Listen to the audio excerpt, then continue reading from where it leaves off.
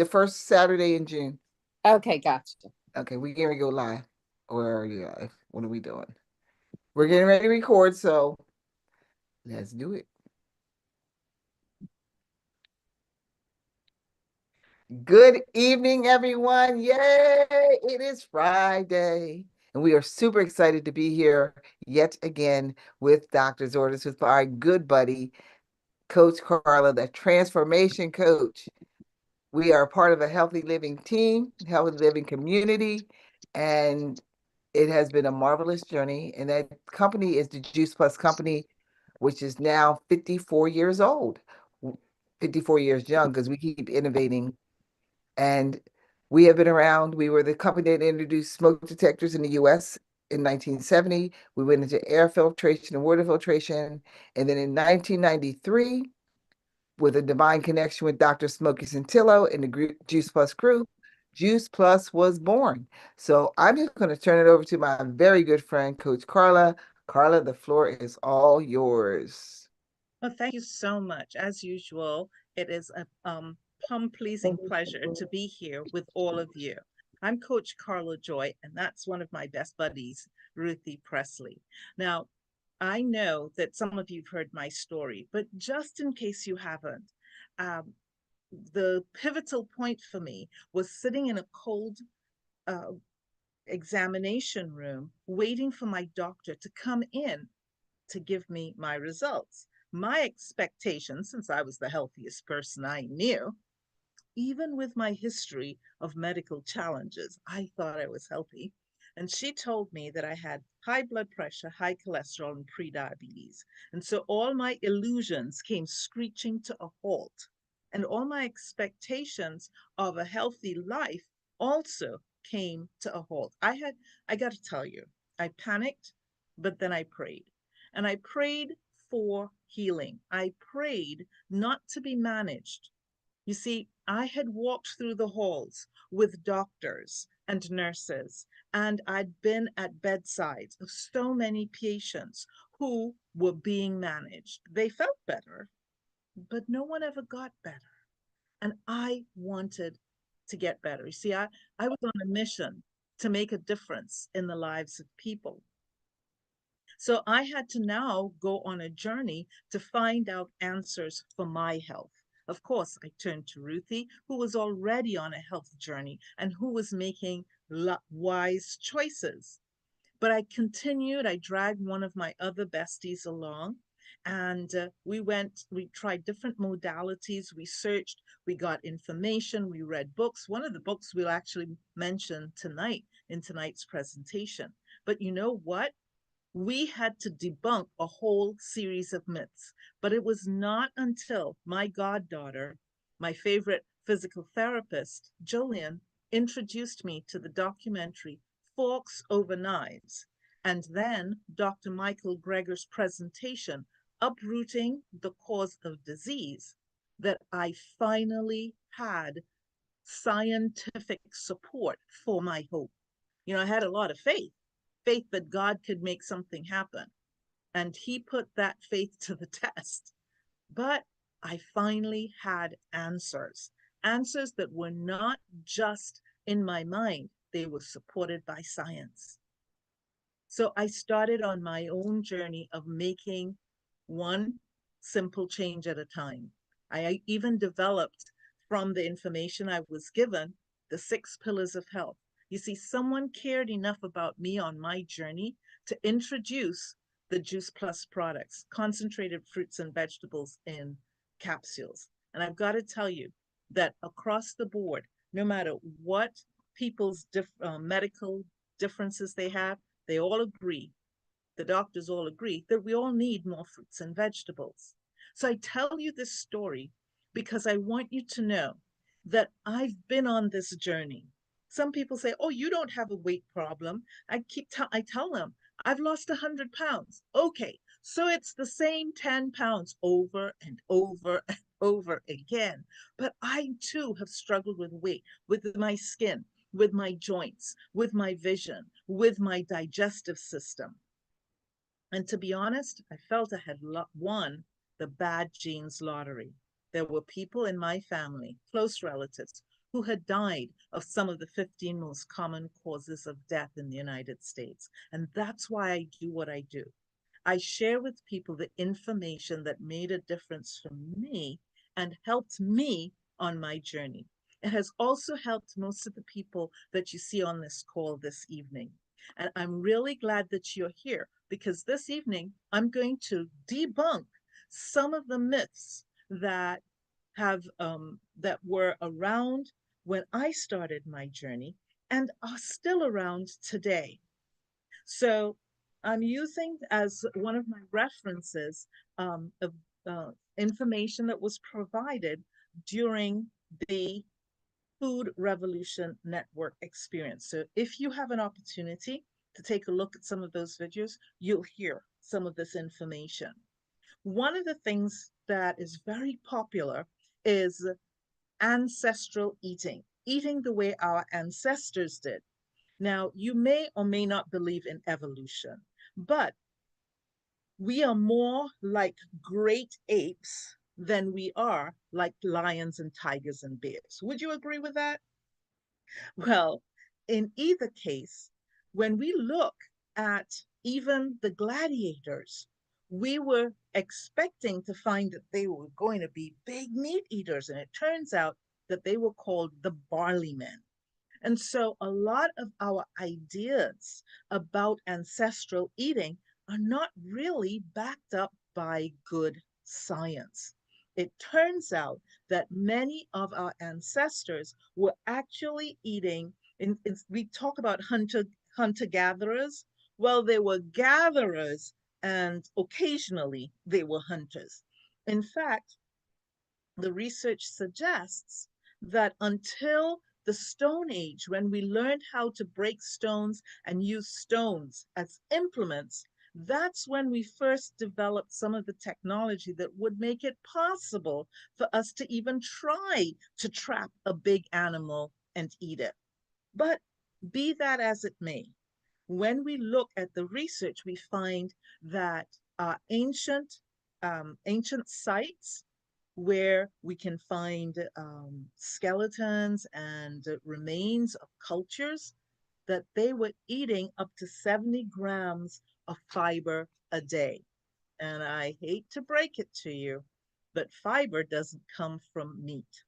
So it's not that they didn't eat any meat. I'm just saying that they weren't eating mainly meat.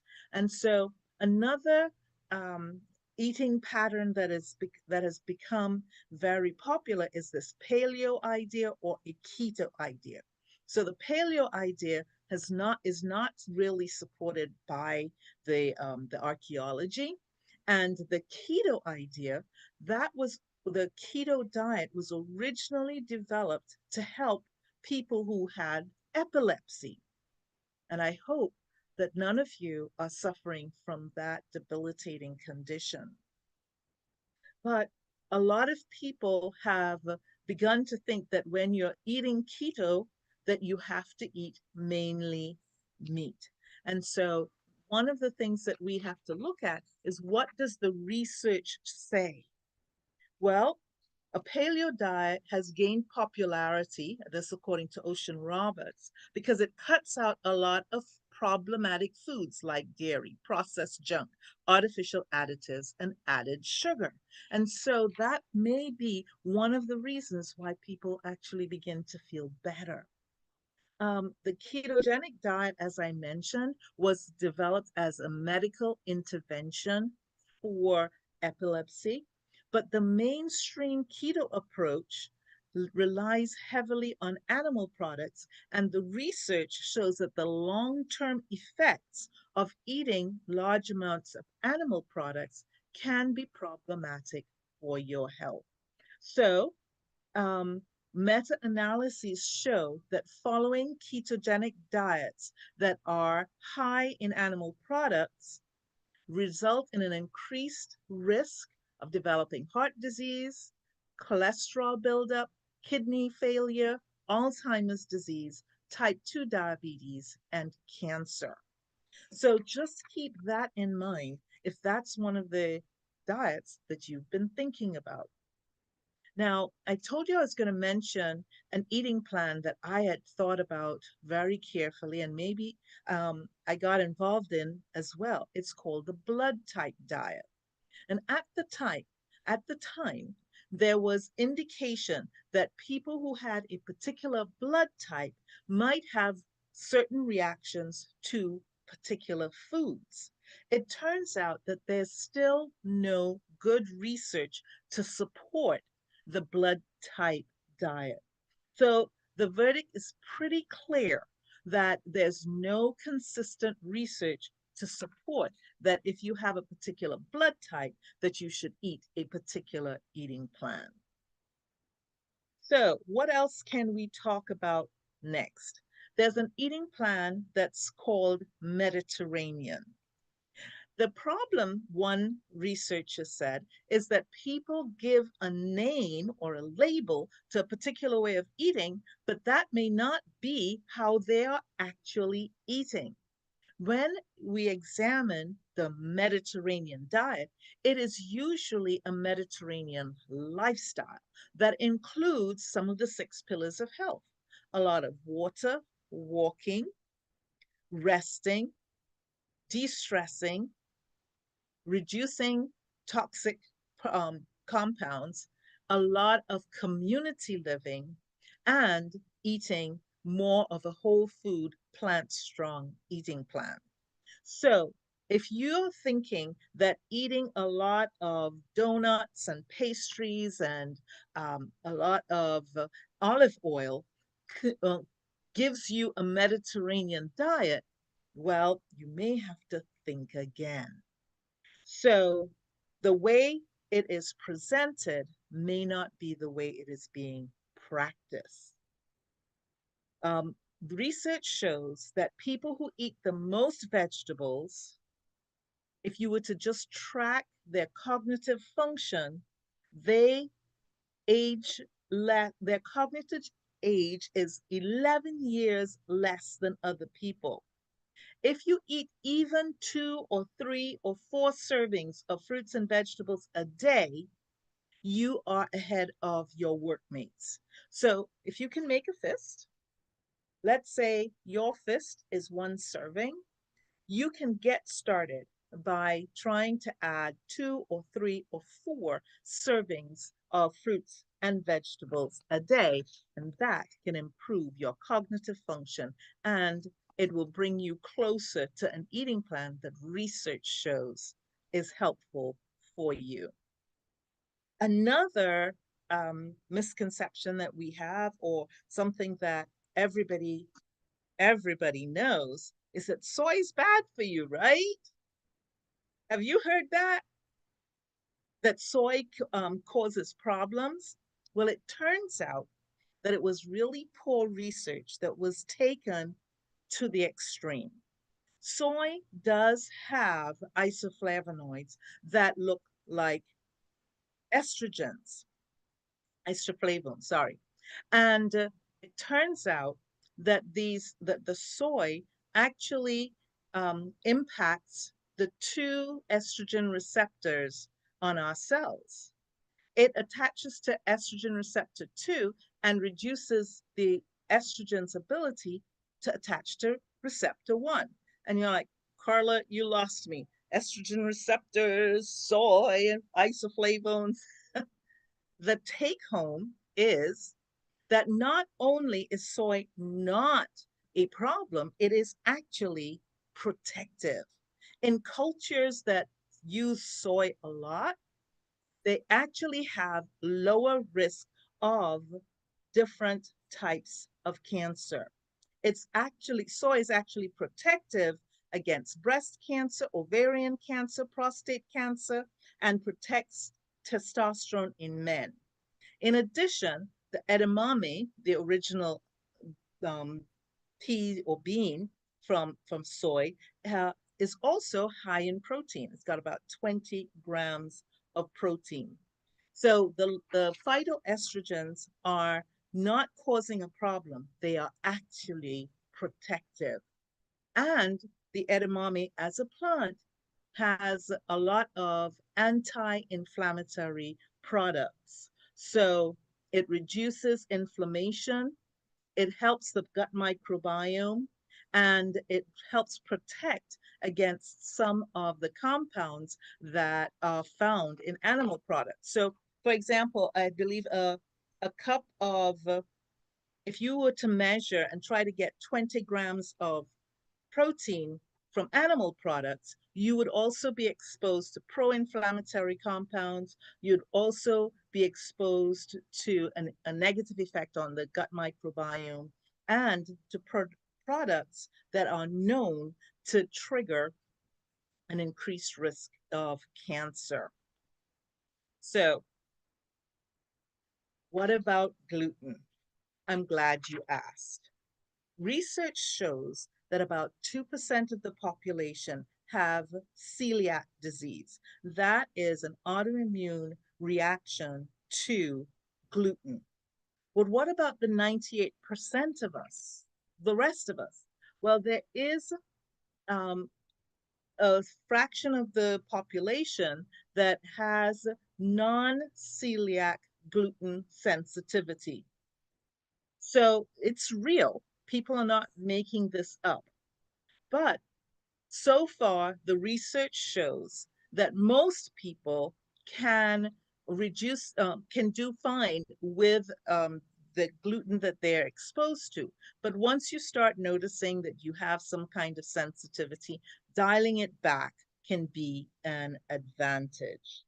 So, wheat, barley, rye, whole grains are healthy for most people.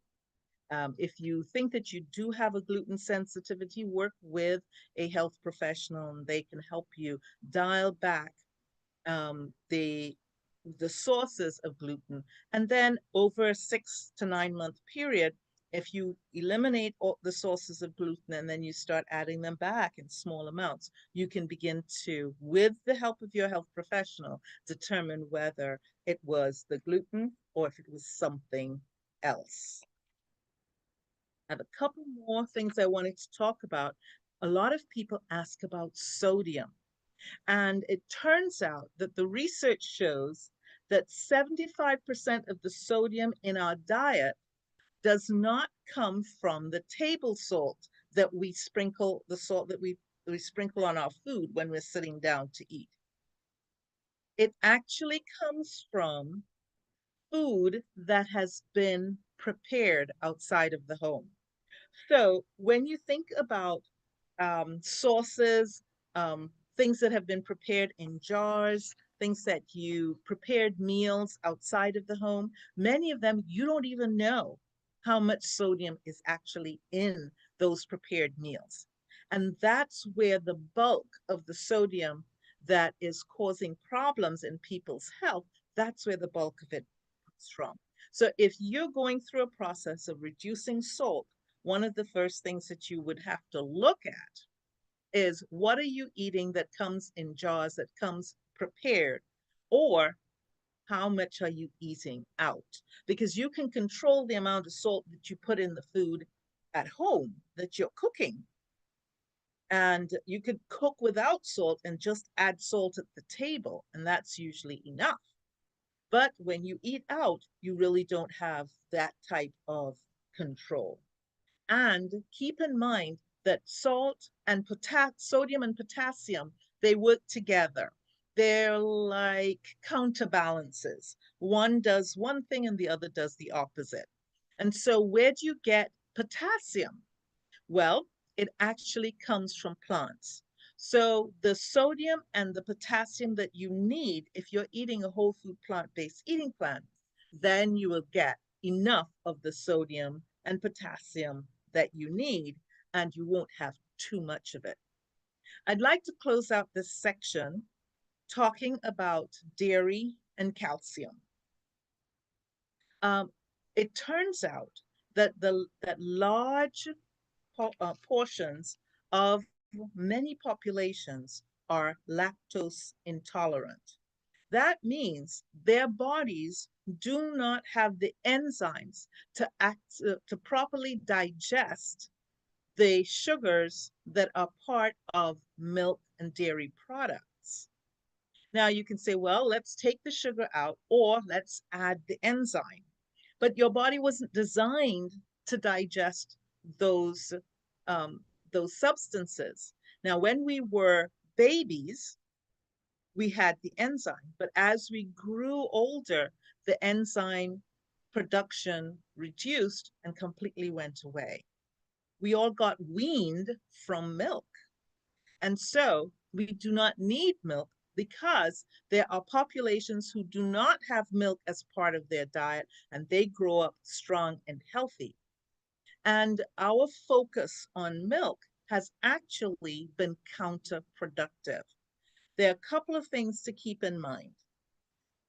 Meta analyses of cultures and groups of people and of the research about milk shows that there's a 60% higher risk of hip fractures among women in communities that use a lot of milk. There's also an association. Now, association doesn't mean cause and effect, but where you find cultures that drink more milk, you also find cultures that have more cancer occurrence, breast cancer, prostate cancer, colon cancer. So you want to, and also you find more autoimmune conditions. In fact, there is research that shows a close correlation between type 1 diabetes and cultures that have large amounts of dairy products in their eating plan. Now, here's something that a lot of women are exposed to. We're told that if you become postmenopausal, that you experience osteoporosis, osteopenia, and then osteoporosis. Well, when we were at an age where we were having children, we needed our bones to be more dense. After menopause, we no longer are going to carry children. We really don't need our bones to be as dense because we're not going to be having children anymore. So the loss um, of bone tissue over time after menopause is a natural occurrence. It's not an illness. Now, is there a condition where our bones can become too weak? Yes, that is possible. But in most Western cultures, it is normal for the bone density to decrease after menopause because we're not going to have any more children.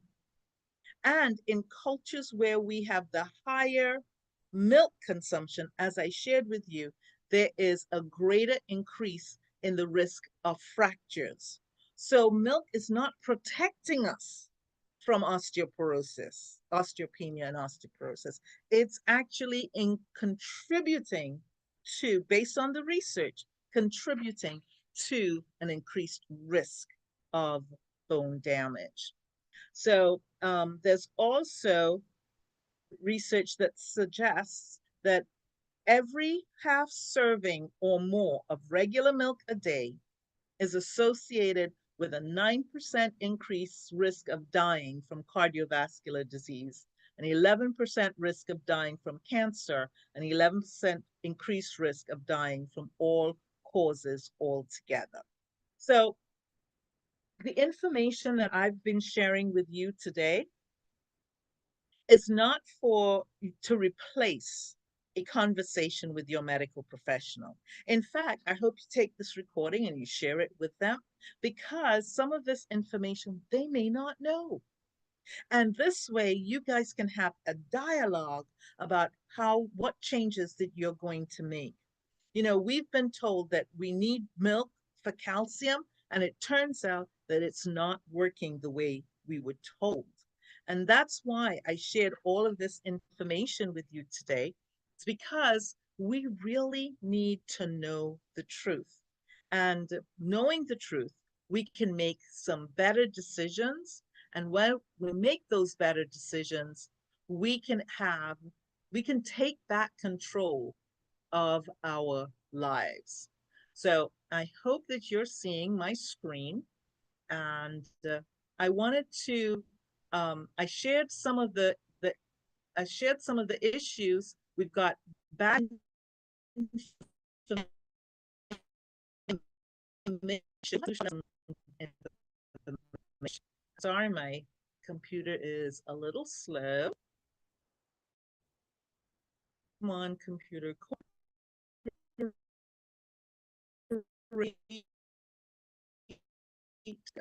So one of the things that is a solution to all of the myths that we've been hearing is that we can start eating whole food plant-based. We can start adding more fruits and vegetables to our eating plan.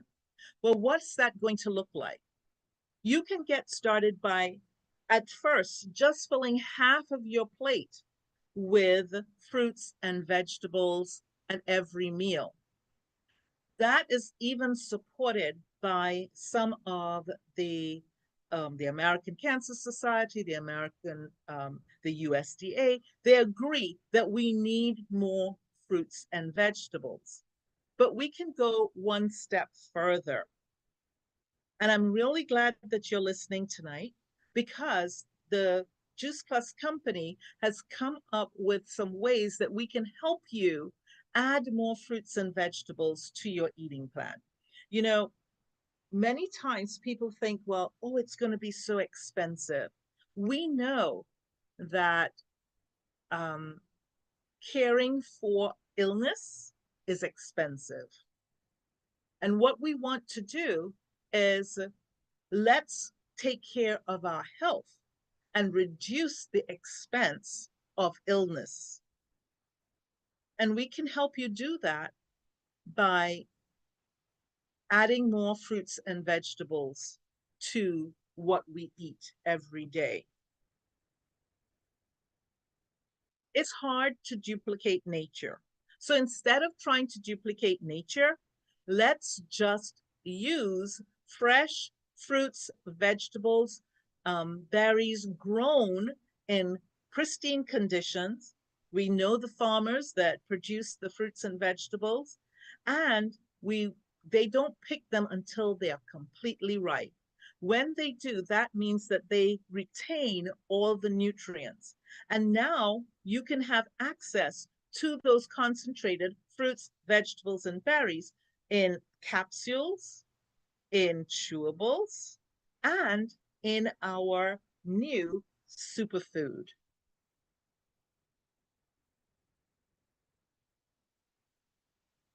So I'm trying to, here we go. So you have several choices now. I still eat my Juice Plus capsules with the 30 fruits and vegetables, but I also use the superfood because that's such a convenient way to get all these fruits and vegetables and berries in, and I get to do that while I'm drinking my water. We still have the omegas, which has omega 3, 5, 6, 7, and 9. Now, you may be wondering, well, I just want omega 3. Well, the research shows that in nature, there are more than just one omega. And if we are looking for balancing out the omegas and getting those essential fatty acids, it's best to get it the way nature provides it. And did you know that fish don't produce omegas? They actually get it from the algae. And so we went to the algae and other plant sources to get the omega oils that we offer you in the omega blend. Back to the superfood. It's vegan, gluten-free, made without GMO ingredients. They're not adding sugars. It's certified kosher. And the research that applies to the capsules applies to the superfood, because the superfood is actually 2 fruit, 2 vegetable, and 2 berry capsules in a sleeve that you can just put into water.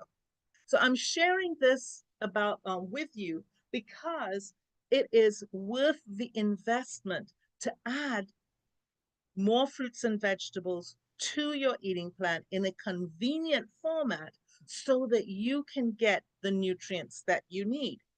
We spoke about calcium. Did you know that you can get calcium from dark green leafy vegetables? People ask about magnesium and potassium. Again, they come from plants. Those minerals are available to us. So you can now add the, the nutrients that you need, the fruits and vegetables that you need through the Juice Plus products. Now, as I told you before, we have research that shows the fruits and vegetable nutrients are bioavailable. They improve our cardiovascular health.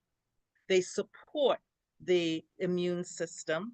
And if you'd like to know more about the research and what does the research show, you can ask the person who invited you. I hope that this evening we have debunked some myths. So you now know that there's some things that everybody knows that aren't really true. And if you have any additional questions, put them in the chat, stay after this session, or meet me online for Ask the Coach. And I look forward to sharing time with you again. Thank you so much for joining us. This is Coach Carla Joy, our hostess Ruth Presley, and all of the rest of the gang. What we usually remind you of, you guys can unmute yourself so you can share. What do we usually remind you of is that you can Eat Eat eat more more more fruits fruits and fruits and and vegetables. vegetables. vegetables. That's right. This is Coach Carla Joy saying, see you next time. Eat more See? fruits and vegetables.